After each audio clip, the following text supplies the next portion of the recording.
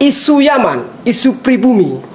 Nah, orang-orang tertentu membawa isu Yaman untuk menyudutkan atau menjatuhkan Pak Anies. Gimana menurut Kakak Sari?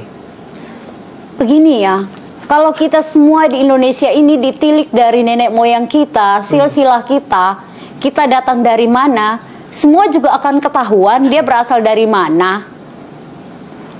Selagi dia masih punya KTP Indonesia, dia adalah warga negara Indonesia. Betul.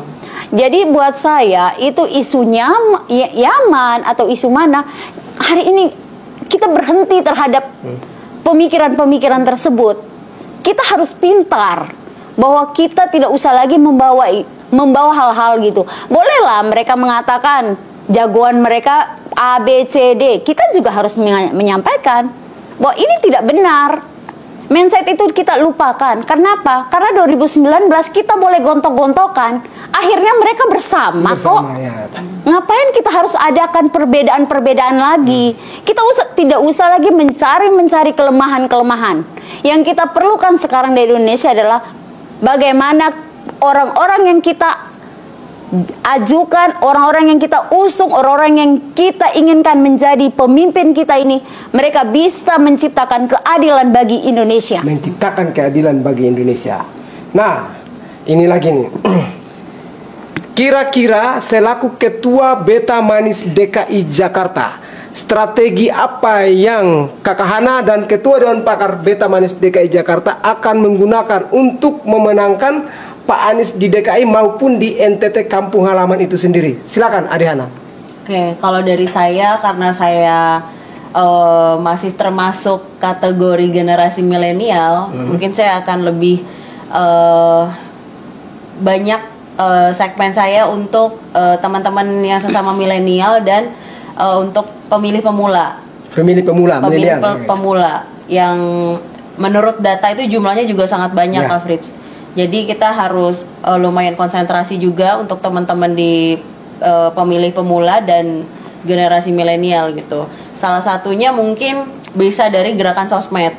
Seperti yang sekarang ini kita lakukan, kita menyebarkan info-info soal kinerja Pak Anies, dari tadi materi tentang intoleransi, terus program kerja Pak Anies soal yang kemajuan transportasi di DKI, dan masih banyak lagi program kerja yang pernah diraih oleh Pak Anies. Prestasi-prestasi Pak Anies, seperti salah satu contohnya itu yang orang-orang belum begitu banyak belum begitu banyak disinggung itu ini loh.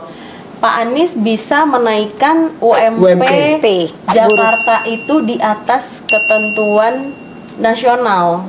Di atas ketentuan nasional. Jadi misalnya mau kita bandingkan sama provinsi lain, provinsi Jakarta pada saat di bawah kepemimpinan Pak Anies itu kita UMP-nya naiknya tuh lumayan besar. Apalagi zaman Covid. Apalagi zaman Covid. Kebetulan Kakak Sari dari kaum buruh, bagaimana perasaan Kakak Sari ketika ada UMP? Saya pikir bahwa para buruh itu sangat nyaman, sangat nyaman dan sangat bersukacita. Kenapa? Karena gini loh, ketika UMP itu naik dan bisa mencukupi, setidaknya mereka punya bonus lebih untuk menyimpan dan menabung buat masa depan anaknya. Hari ini belum ada yang memikirkan bagaimana anak Indonesia itu punya bonus masa depannya. Jadi saya pikir bahwa bukan habis sekedar di ekonomi makan dan minum, tidak. Tetapi kita juga harus berpikir bahwa buruh itu bisa tidak dia menyimpan untuk anaknya. Jadi kenaikan UMP itu sangat membantu ya? Sangat membantu.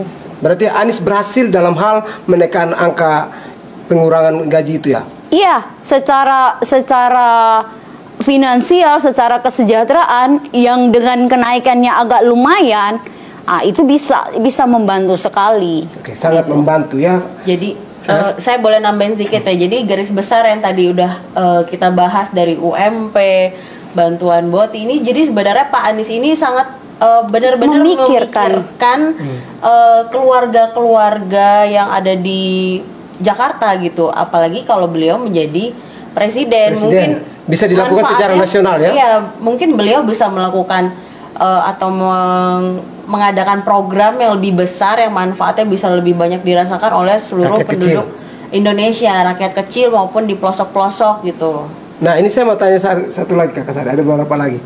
Kakak Sari, selama mendukung Pak Anies, apakah Pak Anies membantu atau mungkin dari tim Pak Anies kasih duit nasi bungkus mungkin karena dinilai bahwa kita ini disuap dengan nasi bungkus, diberikan nasi bungkus, betul nggak? Oh, tidak. Kita datang dari hati, jadi kita melakukan dengan sukacita, tidak ada paksaan. Kita gunakan apa yang ada pada diri kita. Bahkan kalau bisa, kita gunakan kekurangan kita lah untuk membantu Pak Anies gitu. Yang penting Pak Anies menang begitu ya? Yang penting Pak Anies menang. Nasi bungkus tidak ada pun tetap kita kerja begitu. Kita kerja. Kita tidak menuntut hal itu bahwa kita harus digaji seperti teman-teman relawan lain. Dan minta maaf, saya itu pernah ditawarin masuk dalam kelompok sebelah. Mendapat jabatan yang bagus, yang bisa digaji nggak? Digaji, mengelola keuangan gitu. Dan saya berpikir, kalau kita ikut bohir-bohir seperti ini, wah, besok-besok kita tergadaikan. Kebetulan hati nurani saya tidak mau tergadaikan dengan hal itu. Saya menolak. Kakak Sari mendukung dengan hati ikhlas, dan menurut dia digaji pun dia tidak pedulikan. Yang penting hatinya sudah lover kepada Pak Anies Baswedan. Nah, menurut kakak, ini kan ketua relawan yang dari jauh mondar-mandir menggunakan ojek, otomatis uangnya kantong sendiri kan, menggunakan kantong sendiri nih. Apakah ada donatur atau tim Pak Anies yang kasih duit atau nasi bungkus mungkin? Nggak ada ya, saya selama ini belum pernah dapat amplop, belum pernah menerima amplop Sukacita atau mungkin ada pesan dongkol? Dapat nasi bungkus. Ya, saya memilih Pak Anies itu atas dasar keputusan sendiri. Jadi seperti apa ya? Saya menggunakan hak demokrasi saya untuk memilih Pak Anies. Jadi saya melakukan hal ini dengan senang dan saya ingin berpolitik yang riang gembira. Gitu. Riang gembira. Jangan berpolitik lupa dengan riang gembira. Nah, harapan daripada kakak berdua, satu sebagai ketua Beta Manis DKI dan lebih tinggi lagi kakak Sari sebagai ketua Dewan Pakar Beta Manis DKI Jakarta nih. Gimana Ade Hana, punya harapan? Misalkan Pak Anies jadi presiden, apa yang kakak Hana mau tawarkan? Yang kedua, bagaimana harapan kepada masyarakat itu sendiri? Oh, oke. Ya saya sangat berharap Pak Anies bisa menang di pemilihan presiden di 2024 ya. Dan saya juga berharap teman-teman relawan se-DKI Jakarta dan se-nasional, tingkatan nasional itu kita terus bekerja keras, berjuang bersama-sama, bersatu, supaya kita bisa tetap bersama sampai di pemilihan Februari 2024. Kalau saya pribadi ya kepada Pak Anies, apalagi menjelang penetapan, ya semoga beliau sehat ya, tetap senyum.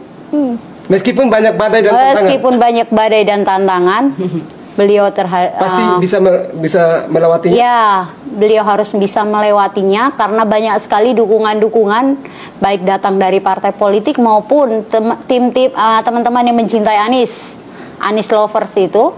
Nah, bahwa kita semua hadir untuk beliau. Jadi ketika beliau menjadi presiden, bawalah apa yang menjadi niatan baik dari teman-teman, terutama Indonesia.